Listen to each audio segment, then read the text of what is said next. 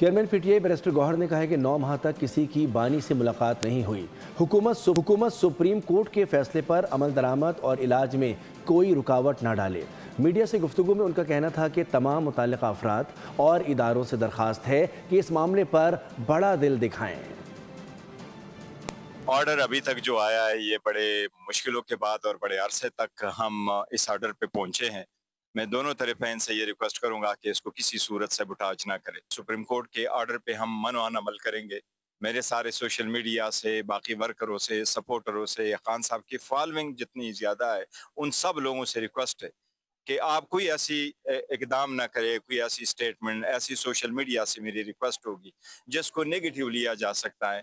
ہم چاہ رہے اور ہمارا پرائم کنسرن خان صاحب کا کیا گیا تو حکومت کے خلاف توہین عدالت کی درخواست دائر کریں گے۔ سلمان اکرم راجہ نے واضح کر دیا۔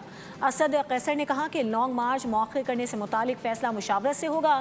اسد عمر بولے کہ بانی پی ٹی آئی کو اسپتال منتقل کرنے کا فیصلہ خوش آئند ہے۔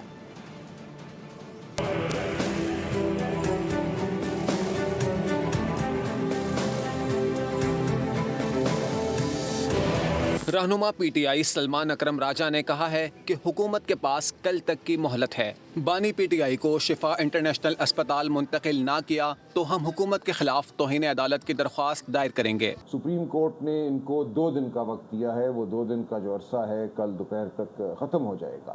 خان صاحب کو منتقل کرنا ہے شفا انٹرنیشنل ہسپتال میں۔ کل تک ان کے پاس مہلت ہے، وہ نہیں کریں گے تو یقیناً ہم توہین عدالت کی درخواست دیں گے اور عدالت کے سامنے ہوں گے۔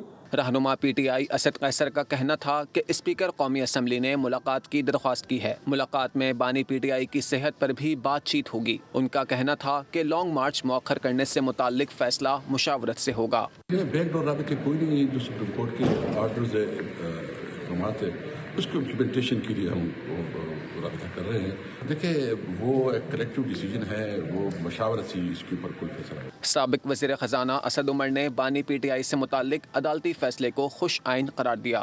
اللہ کرے کہ کسی اچھائی کا پیش خیمہ ہو۔ ابھی تو صرف صحت کا معاملہ ہے تو فی الحال تو اسی پہ فوکس ہے۔ اسد عمر کا کہنا تھا کہ امید ہے معاملات بہتری کی طرف مائل ہوں گے۔ سبسکرائب کریں اور بیل دبائیں تاکہ کوئی خبر رہ نہ جائے۔